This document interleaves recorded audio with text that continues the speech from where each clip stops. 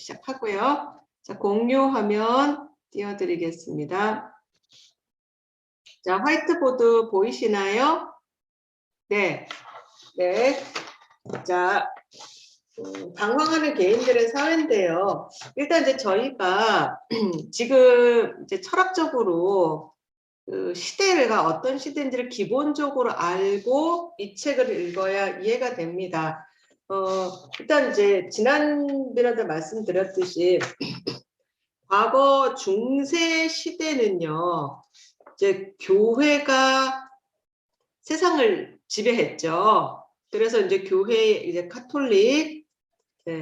가톨릭이라고 쓰죠.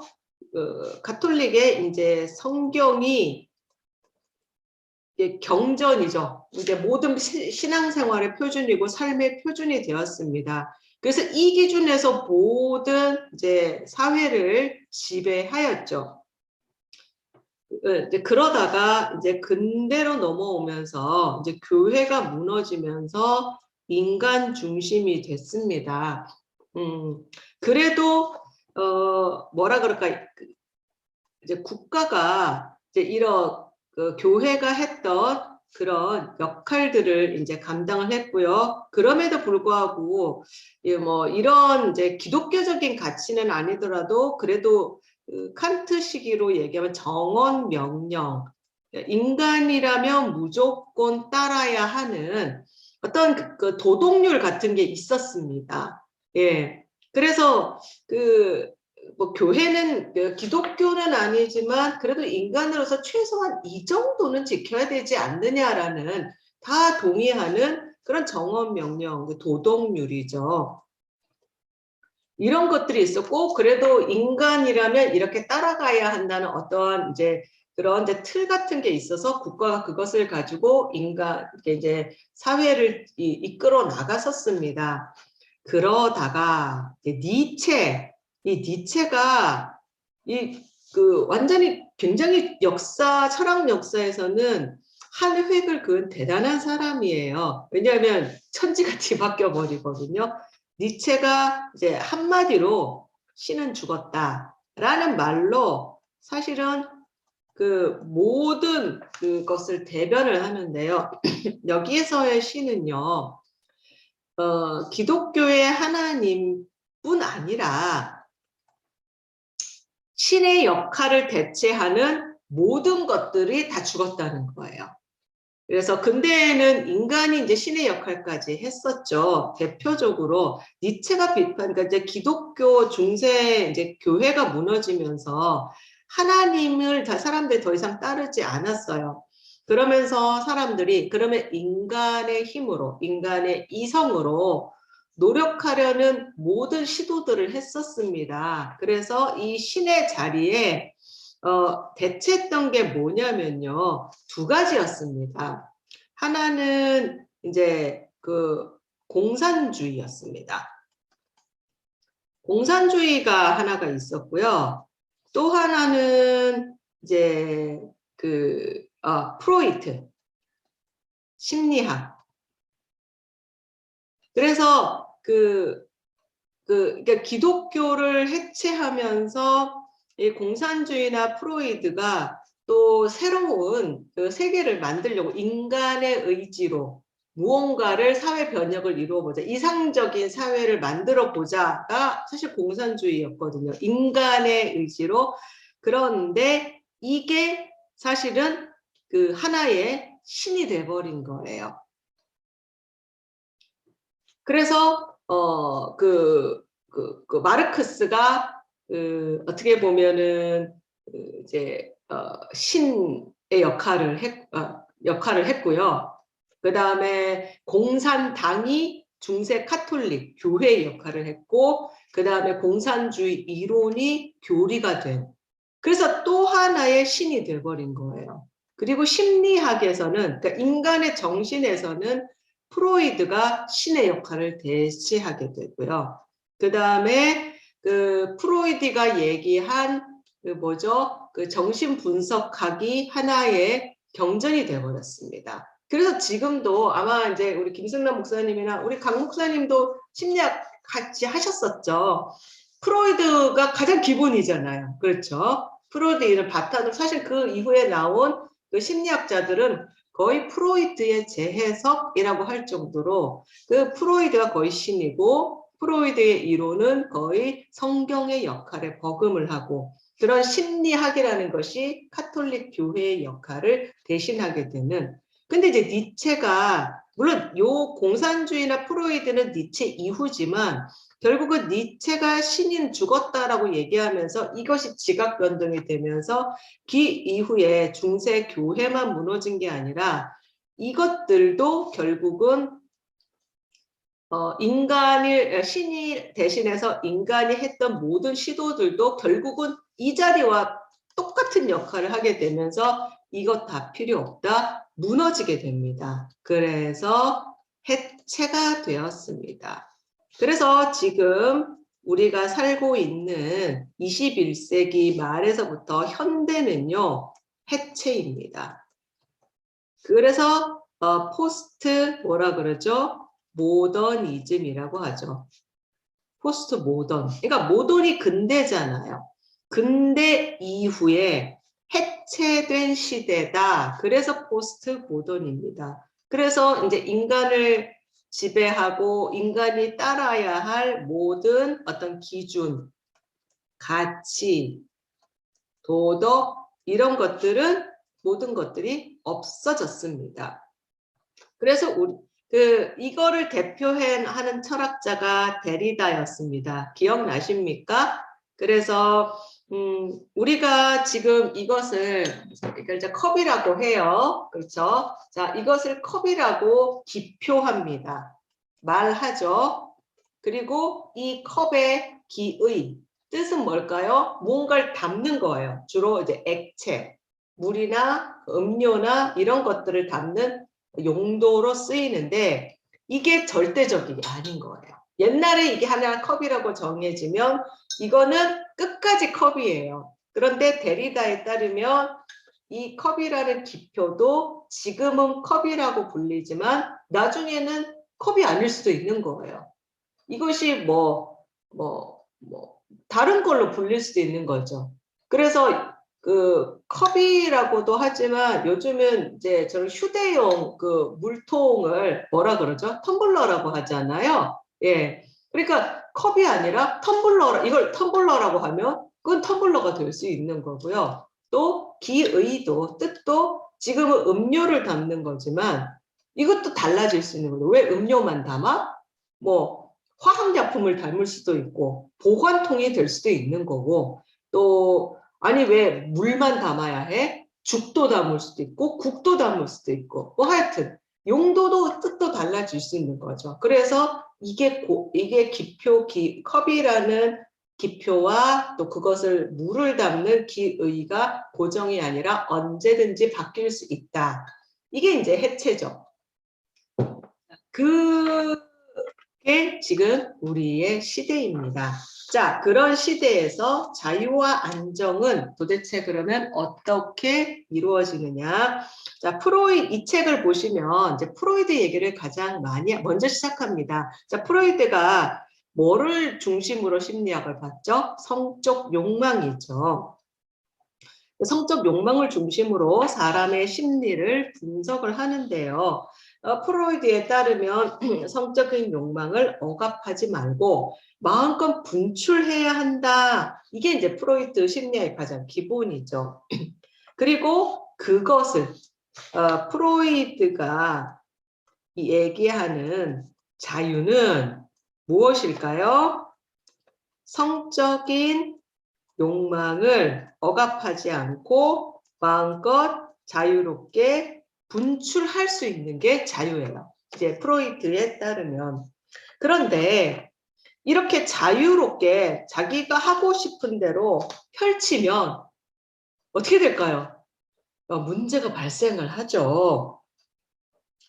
이게 처음엔 좋은 것 같았는데 이게 이제 개인적뿐 아니라 사회적으로도 문제가 발생을 합니다. 그래서 죽고 싶다고 해서 그 무조건 분출해라, 자유롭게 해라. 그래서 무조건 가서 죽어버린다. 그리고 내가 막 화가 난다. 그래서 내가 가다가 화가 나니까 다른 사람 칼로 찔러 죽여. 그리고 막 유리창을 돌을 던져서 남의 유리창을 깨. 그리고 그 내가 지금 막 성욕이 막 너무 발동을 해서 아무 여자나 성폭행을 해도 한다. 이러면 이거는 사실은 문제가 생기는 거죠. 그렇기 때문에 이건 자기 자신뿐 아니라 다른 사람에게도 피해를 주기 때문에 프로이드가 얘기한 그런 자유를 가지고 성적 욕망을 마음껏 분출하는 게 좋은 것만은 아닌 거죠. 그래서 어느 정도 이게 좀 규제가 이제 필요한 거예요. 안정을 위해서 어느 정도 규제가 필요한 거고요. 또 이제를 천재지변이 났습니다. 뭐 지진이나 해일, 또 이제 저희 같은 경우는 불과 몇 주 전에 큰 산불이 저희 뭐 가까운 동해와 뭐 저희 삼척, 저는 삼척 북쪽이고요. 불난데는 이제 울진이니까 삼척 남쪽이었는데요. 어쨌든 저희 주변에서 그렇게 큰 역대급 큰 산불이 났습니다. 근데 이거는 사람의 힘으로 해결을 할 수가 없는 거예요. 개인 혼자서. 그래서 함께 힘을 합치거나, 근데 이게 그 울진 군민의 힘으로만은 해결이 안 되더라고요. 그래서 결국은 국가가 나서서 일단 헬기 다 동원하고요. 그 우리나라 헬기뿐 아니라 미군 헬기까지 동원을 했다 그러더라고요. 그렇게 그래서 아침에 보면요. 막 그 6시쯤에 막 헬기가 쫙 날아가는 소리가 들리는 거예요. 한참 이제 울진에 불이 막 심했을 때는. 그렇게 해서 국가가 기관이 나서서 그런 천재지변이나 그런 것들을 이렇게 그러니까 뭐라 그러죠? 해결하는 역할을 해야 됩니다. 그래서 어떤 위험, 천재지변 같은 위험에 부딪혔을 때는 자유만 가지고는 안 되는 거죠. 그래서 안정적인 삶을 유지하기 위해서는 개인의 자유를 어느 선까지는 좀 물러서고 양보를 하고 그 국가가 안정을 위해서 어느 정도는 통제가 필요하다. 이제 그런 이제 당위성을 가지고 역사에 따르면 자유와 안정은 늘 갈등 상태에 있었습니다. 그래서 사실 역사에 따르면 주로 자유보다는 뭐가 더 많았죠? 안정이 훨씬 더 많았었습니다. 그리고 이제 과거에는 자유보다는 안정이 더 강화되던 시대였습니다. 그래서 이제 사람들은 끊임없이 무엇을 갈구했습니까? 자유를 달라. 국가가 왜 모든 것을 통제를 하느냐? 그러면서 자유를 위해서 끊임없는 투쟁을 했습니다. 그리고 자유가 온전한 자유가 주어지면 그리고 모든 것이 자유로워지면 좋을 줄 알았습니다. 근데 오늘날 어떤 시대입니까? 규제가 없어진 완전한 자유의 시대입니다. 그렇죠. 인간을 통제한 어떤 절대적 기준이 다 없어졌습니다. 자, 정말 과거의 조상들이 바랬던 그런 이상적인 시대가 되었습니다. 자, 그랬더니 막상 그렇게 완전한 자유가 주어졌더니 뭐 어떤 문제가 생겼냐면요. 어떻게 살아가야 할 기준이 없어졌습니다. 지침이 없습니다. 알아서 살아. 네가. 그래서 방황하는 개인들의 사회입니다. 마치 인간 개개인은 광야 한가운데 던져진 그런 상태가 되었습니다. 자유가 좋기는 해요. 나를 통제하고 억압하는 게 없으니까요. 그런데 어떻게 살아가야 할지를 알려주지를 않습니다. 그러면서 각자 도생이에요. 각자 선택하고 각자 결단하고 살아가야 되기 때문에 개개인이 견뎌야 할 부담감이 엄청 커졌습니다. 사실 과거에는 정해졌어요. 이렇게 살아야 한다는 기준이 있었고 틀이 있었습니다. 그래서 좀 편했어요. 좀 억압받기는 했지만. 네, 어서 오세요, 조 목사님. 자, 그런데 지금은 그런 기준이 없어지다 보니까 내가 선택하고 내가 기준을 정해 살아가야 되니까 막연한 거예요. 그래서 이렇게 되다 보니까 그 결과 무엇이 일어나게 됐습니까? 불안한 거죠. 불안과 공포의 차이를 여러분들 아시죠? 공포는요, 대상이 있습니다. 그래서 예를 들어서 그 귀신 대상이 있어요. 주로 전설의 영화, 전설의 고향 같은 이제 무서운 영화나 어떤 귀신이나 뭐 그런 거에 대한 공포를 느끼는 대상이 있습니다. 그 대상이 있으면 이제 공포를 느끼고요. 불안은 대상이 없습니다. 앞으로 무슨 일이 일어날지도 모르고 그냥 대상 자체가 없는 거예요. 근데 우리 인간의 자유가 주어지는데 어떻게 살아야 되지? 앞으로 무슨 일이 일어날지 전혀 예측을 할 수가 없기 때문에 불안한 겁니다. 딛고 설 것도 없고요. 기댈 것도 없고 의지할 것도 따라갈 것도 아무것도 없습니다. 자유를 얻은 다음에 각자 개인은 고독합니다. 각자 살아야 되니까요. 마치 스스로 감옥에 gat혀서 스스로가 자기를 고립시켜서 고통을 당하고 살아가는 것 같아요. 근데 저만 그런 게 아니라 모든 사람들이 다 똑같습니다. 마치 집단 형벌을 받는 것 같습니다. 우리 이제 이명신 목사님 일본에 계신데 그 목사님들도 들어보셨을 거예요. 히키코모리 라는 말 들어보셨을 겁니다. 히키코모리가 뭐예요, 이명진 목사님? 외부에 나가지 않고 혼자 이제 집안에만 스스로 갇혀서 살아간 그런 모습. 네. 그거를 히키코모리라고 한대요. 그것이 이제 일본에서부터 시작이 됐는데 지금은 이제 전 세계적으로 많이 이제 됐습니다. 그래서 자기만의 공간, 집이나 특히 이제 그 방에, 자기 방에 갇혀서 안 나오는 거예요. 세상에 나오지 않고 그 안에서 살아가요. 괴롭죠. 괴로운데 나오지 않습니다. 근데 지금 사회가 마치 개개인이 히키코모리와 같은 사회라고 지금 얘기를 하는 겁니다.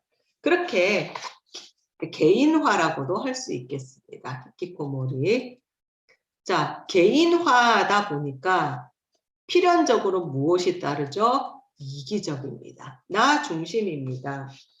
그래서 이제 우리가 지금 이 3장에서는요, 민주주의를 이렇게 시작했다고 해요. 왜 국가에서 나의 동의도 없이 세금을 매기는가? 대표적으로 TV 수신료. 전기요금에 왜 TV 수신료 2,500원이 붙어서 나가는 걸까요? 요즘에는 TV 없는 집도 되게 많더라고요. 저희 부목사님 집 중에 한 분이 TV가 아예 없어요. 아이들 교육 차원에서. 근데 TV가 없어도 전기 요금에서 무조건 2,500원이 나가니까 요즘 이거 가지고 반발하시는 이제 그런 운동을 하는 분들도 있잖아요. 근데 일본도 그런가 보더라고요. 무조건 뭐 우리로 치면 전기 요금에 부과해서 NHK 방송 수신료를 이제 낸대요. 그래서 이제 그런 게 이제 있고요. 근데 국가적인 차원뿐 아니라 가정에서도 굉장히 이기적입니다. 예를 들어서 이제 부모님이 이제 연세가 들었는데 이제 치매까지 있어요. 그래서 도저히 이제 자녀들이 돌볼 수가 없어서 그럴 때 어떻게 합니까? 이제 요양원에 이제 모시죠. 근데 요양원이 이제 공짜가 아니다 보니까 월 얼마씩 돈을 내야 된단 말이에요. 예를 들어서 월 한 70만 원이 들어간다. 그러면 이제 형제들이 이제 자녀가 셋이다. 그러면은 이제 부담을 하죠. n분의 1로 나눠서 부담을 해야 되는데 이제 며느리들이 이제 주로 이제 며느리를 중심으로 이렇게 불만을 표시하죠. 아니 우리도 먹고 살기 힘든데 왜 이렇게 똑같이 내야 되느냐? 좀 돈이 잘 버는 큰형님이 좀 더 내시고 우리 조금 적게 내면 안 되냐? 이런 식으로 불만을 표시하는 거죠. 민주주의는 바로 여기서부터 시작을 한대요. 국가가 마음대로 나를 억압해서 내 동의 없이 세금을 매기고 왜 법을 그렇게 정해서 나를 억압하느냐? 그런 불만을 개인들이 제기하는 거예요. 그래서 민주주의는요, 기본적으로 이 체계에 따르면 민주주의는 시작이 뭐냐면 불만이에요. 불만에서부터 출발을 한대요. 왜? 내 개인, 이기적인 나의 개개인의 사생활, 나의 개인의 자유를 침범한다는 거죠. 내 동의 없이. 그래서 이런 예를 들어서 뭐 내 동의하지 않고 TV 수신료를 매기는 거에 대해서 어떻게 하죠? 그런 이제 의견에 같이 동의하는 사람들이 연대해서 우리 TV 수신료 내지 말자.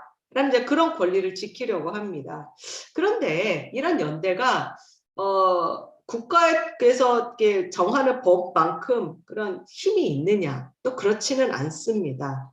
그저 이제 어떤 필요에 의해서 같은 생각을 가진 사람들이 동의와 합의가 이루어지기 때문에 잠깐 모여서 집단 행동을 하다가 예를 들어서 그것이 이제 관철이 됐습니다. 그러면 어떻게 될까요? 흩어지는 거예요. 왜냐하면 이제 그런 목적이 사라져 버리니까요. 그래서 마치 플래시몹과 같습니다. 필요할 때 잠깐 모였다가 또 흩어집니다. 이걸 잘하는 나라가 대한민국이래요. 그래서 한국은 대표적으로 5년 전에 촛불 집회가 대표적이었죠. 예, 박근혜 대통령이 정말 국정농단 사태로 발생했을 때 국민들이 대통령 물러가라 그러면서 뭐 누가 시킨 것도 아니었는데 자발적으로 또 최순실 배후에 그런 사람들 때문에 국민들이 들고 일어났죠. 그래서 누가 모이십시오 이런 것도 아니었는데 자발적으로 100만 명이 광화문에 모여서 촛불 시위를 했습니다. 그래서 결국은 어떻게 됐습니까? 대통령이 임기를 채우지 못하고 4년 만에 이제 물러나게 되는 그런 이제 일을 했죠. 그러고 나니까 더 이상 촛불 집회 합니까? 안 하죠. 쫙 흩어지는 겁니다. 그리고 또 월드컵 때도 우리나라 사람들 2002년에 어떻게 했을까요? 광화문에 모여서 아니면 뭐 시청에 모여서 뭐 그런 각 지역마다 모여서 막 응원합니다. 응원하고 경기할 때 막 이렇게 빨간 티 입고 뭐 저희도 그랬습니다. 티 입고 이렇게 얼굴에 막 그리고 태극기 그리고 가서 막 응원하고 나서 경기 딱 끝나면 어떻게 돼요? 쫙 헤어집니다. 지금 시대가 그런 시대라는 거예요. 필요에 의해서 잠깐 모였다가 그 요구나 뭐 그런 필요가 사라지면 다시 착 흩어지는 개인 중심의 시대. 그래서 이런 시대에는 국가라는 개념도 약합니다. 국가는 필요는 해요. 국가는 내가 편하게 살기 위한 최소의 방패막이 정도예요. 그 이상도 그 이하도 아니고요. 그저 개인의 자유를 침해하지 않는 상태에서 잠깐 내가 필요해서 모여서 합의하고 공유하다가 그 필요가 사라지면 흩어지는 거에 불과해요. 그래서 국가가 잘 되고 안 되는 거에는 큰 관심이 없습니다. 그래서 이런 민주주의 사회에서는요, 개인들은 이유도 없이 어떤 합당 근거 없이 자기의 자유를 양보할 생각이 없습니다. 그래서 국가에 대해서 늘 불만입니다. 아니, 내가 내 돈을 모아서 내가 집을 사겠다는데 왜 국가는 이렇게 세금을 많이 때리느냐? 그래서 물론 이제 국가에서 다주택자들 많이 보유하는 사람들에게 원래 취지는 그거였죠. 많이 가진 사람에게 많은 세금을 매기겠다. 이게 원래 취지였는데, 근데 결과적으로는 주택 하나만 있는 사람, 집이 있다는 이유만으로 어마어마한 세금을 내게 된 거예요. 정말 세금이 폭탄이 됐다 그러더라고요. 서울 같은 경우는 특히 더 심한 거예요. 서울은요, 지금 집도 못 팝니다. 그리고 함부로 팔 수도 없고, 그리고 이제 너무 집값이 올라서요, 서울에서 뭐 이렇게 보통 대출받은 담보대출을 하잖아요? 그럼 지불과 담보대출을 해야 되는데, 서울에서 집이 있다. 대출도 안 된대요. 급하게 돈을 빌려야 되는데, 서울에 집 있는 사람들은 대출도 안 해준답니다. 집 가지고는 대출을 안 해준대요. 그래서 아니 왜 내가 내 돈 가지고 내가 집을 사야 되는데 왜 국가가 나한테 이렇게 많은 세금을 내가 뭐 국가에 잘못했는데 내가 열심히 노력해서 집 하나 갖고 있는데 뭐 그렇게 큰 죄라고 이렇게 많은 세금을 떼어야 하느냐. 그래서 이제 국민들이 불만이 이제 일어난 거죠. 근데 원래 그럴 의도가 아니었는데 왜 내 자유를 침해하느냐. 그러면서 불만을 제기하는 거고요. 국가에 대해서 늘 불만이 많습니다. 자유를 빼앗기는 것. 그리고 나는 정말 집을 갖고 싶은데 집값이 너무 올라와 버려. 너무 올라가서 집을 살 수 없다는 그런 좌절감. 청년들은 그런 좌절감을 갖고 있는 거죠. 정말 서울에 전세 1억짜리 없대요, 구하기가. 근데 예전에 제가 얼마 전에 기사를 하나 봤는데 그 기자인지 청년인지 1억짜리 전세 집을 이제 있다는 얘기를 듣고 찾아갔는데요. 정말 거짓말이 아니라 딱 성인 남성이었거든요. 딱 팔 벌려 누우니까 꽉 차더라고요. 한, 한 3평? 3평 정도 되는 것 같아요. 3, 4평 정도 되는 그게 1억인 거예요. 그래서 정말 서울의 비싼 집값을 실감을 했다라는 그래서 와, 그 정도인가 싶은 거예요. 그래서 이제 그런 그 자유를 빼앗기는 거, 내가 내 마음대로 집도 못 사고 내 마음대로 집을 구하기도 어렵고 그래서 이제 불만을 가지고 함께 집단을 필요에 해서 잠깐 모였다가 그 필요가 사라지면 다시 흩어지는. 그래서 지금은요, 자유와 안정은 효용 가치. 내가 정말 이거를 할 만큼의 가치가 있느냐, 내 신간과 노력을 투자할 만큼의 가치가 있느냐, 그게 어디에 있느냐에 따라서 사람이 몰립니다. 그래서 주식을 하면 돈을 많이 벌 수 있다. 그럼 이제 주식에 몰리는 거죠. 근데 은행은 요즘 안 되죠. 워낙 이자가 없으니까. 근데 주식보다 더 많은 이유를 있는 데가 비트코인이죠. 그러니까 비트코인에 사람들이 몰리는 거고요. 근데 그러면서도 너무 완전 자유, 너무 자유에 치우치다 보니까 개인 스스로가 견뎌내지 못하고 불안해하고 외로워합니다. 그럼에도 불구하고 이것을 그만두고 싶은 마음은 없어요. 왜? 자유롭거든요. 자, 여기까지가 이제 이 책에서 지금 사회가 이렇다라고 있는 그대로 보여주는 거예요. 이 책은 사회학 책이다 보니까 답을 주지는 않습니다. 그냥 사회가 지금 이런 사회다라는 걸 보여주는 걸로 끝내죠. 근데 이제 여기에 이제 그 하나의 이제 기독교가 좀 대안이 되면 좋겠다라고 이제 선생님 이렇게 얘기를 하셨어요. 이때가 기회라는 거죠. 아무런 또 기준도 제시하지 못하고 효용 가치를 드러내지 못하는 시대에, 그러니까 사람들이 불안에 떨고 살죠. 그리고 무언가를 기대고 싶어 합니다. 그럴 때 정말 뚜렷한 효용 가치를 만들어내면 사람들은 그곳에 몰려 지배력을 갖게 됩니다. 그래서 이런 시대에 정말 우리 교회가, 기독교가 이런 사람들이 그렇게 몰릴 수 있는 어떤 효용 가치를, 그런 기준을 만들어서 제시를 해야 되지 않겠느냐. 그러니까 지금처럼 절대 자유, 완전 자유 시대가 이렇게 계속 되면요, 사람들이 이제 지쳐요. 그러면 무언가에 이제 스스로 자유를 포기하고 차라리 누군가 좀 우리를 이끌어줘. 그걸 스스로 이제 그렇게 따르는 수능의 시대가 반드시 이제 오게 된대요. 이제 슬슬 이제 사람들이 지쳐가는 것 같아요. 이제, 그래서 사르트르는 이렇게 얘기를 했습니다. 자유는 견딜 수 없는 부담감이라고요. 그래서 이제 그런 시대가 머지않아 다가올 텐데 이제 기독교가 그래도 삶의 지침을 제시할 가능성이 가장 크지 않겠느냐.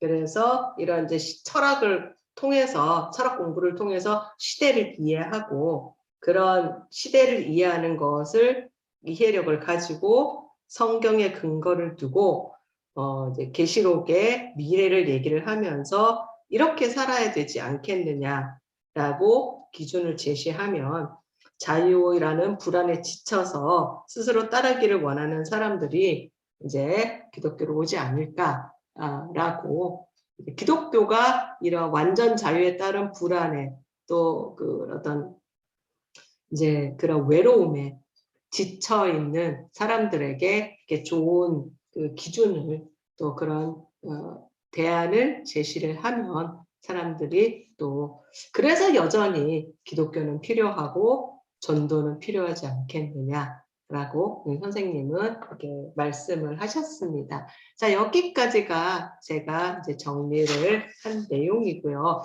혹시 질문 있으시면 마이크 켜시고 예, 자유롭게 말씀을 해주셨으면 감사하겠습니다. 네. 이명준 목사님 하실 말씀 있으신 것 같은데요? 아니요, 그 뒷부분에 있는 그 보편적인 수능의 시대 네. 막연하게는 이해가 되는 것 같은데 조금 더 네. 정리해 주시면.